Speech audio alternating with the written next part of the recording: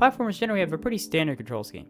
You use the stick or D-pad to move, and you press the jump button to jump. Doesn't matter if you have a mid-air dash, or a roll move, or a grappling hook, those primary actions are always constant. And when the game does have a unique control scheme, the main point of the game is to grapple with this stupid control scheme, and it's not a traditional platformer as a result. But what if we did have a traditional, in fact fast-paced platformer, that uses a unique control scheme like just the mouse? Aureole answers that question.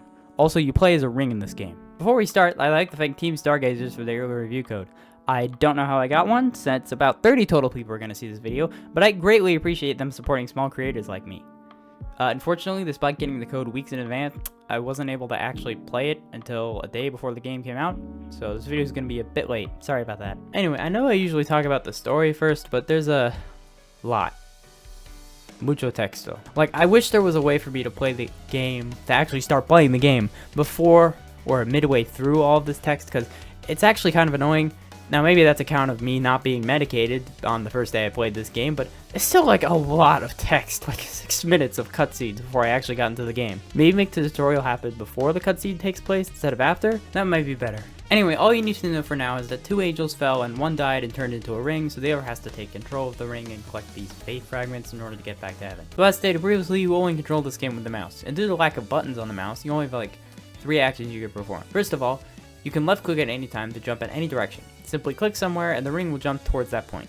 You get 2 jumps before you have to touch the ground again to reset them. One little nitpick I have about this is that the only way to tell how many jumps you have left is through color, which could raise some accessibility concerns with color blindness. It was certainly a problem in the silhouette level I found, where I couldn't tell how many jumps I had left because the ring was black the whole time.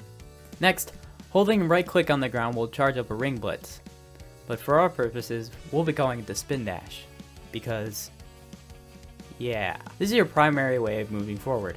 The cool thing about it is that you can stop on a dime to start another charge instantly, so if you find you're moving too fast or need to wait for a cycle a bit longer, you can just start charging again, no matter how fast you're going. Finally, right-clicking in the air will do a stomp move, which will also bounce you off the ground.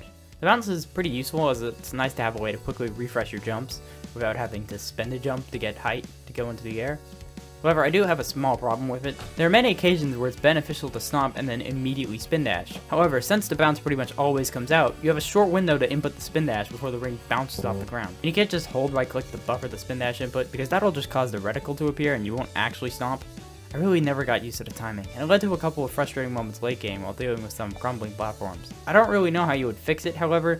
Maybe make stomp and then spin dash bound to middle click, I don't know. Despite that minor hiccup, this is a good moveset. It manages to both be fast and precise, and there aren't that many games I've played that strike that balance successfully. Well done. There are generally 5 short main levels per world, along with 2 bonus ones. One of them is locked behind all the world's collectibles. There's one hidden in every level, and they provide lore. This level isn't much harder than the normal ones, but generally has a unique visual style. Or at least, that was the theme across the 2 I unlocked. One level is locked behind a puzzle that you need info from every level to solve. For example, in the Mines world, there are these crystals that make music when you hit them, and symbols in the corner that tell you what to play. So in the levels, you can find out what each of these symbols mean, and eventually you will be able to play the full melody and unlock the extra hard level. I can't think of any platformer that has attempted a large-scale puzzle like this across all of the levels.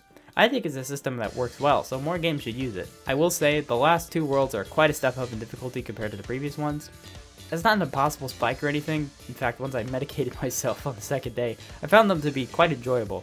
But why is there a time limit? So yeah, every stage has a gold time, a silver time, and a bronze time. And if you miss the bronze time, you cannot complete the level and have to retry from the beginning. Worst part is, the game doesn't even kill you or anything. You're still allowed to complete the level, it just won't give you the fate fragment. Like, why is this in the game? Also, there are some times where when you throw the ring at the beginning of the level and don't get in control of it for a few moments, the game will just punish you if you don't throw it the exact correct way, which is pretty frustrating. Anyway, in conclusion, if you're looking for a platformer with fun movement, charming visuals, good level design, a unique control scheme, and a great soundtrack, you should give Aureole a try. It's only like $10 on Steam, and you get like 6 hours. I got like 6 hours of playtime out of it in my first playthrough, which is pretty good, honestly. So that's kind of a steal. I would have paid like $15 for it. So yeah, go give it a shot. Please don't sleep on it. I don't want this game to fall under the radar. Well, thanks again to Team Stargazers for the review code, and I don't know when the next one will be, but whenever it is, I'll see you in the next one. Bye.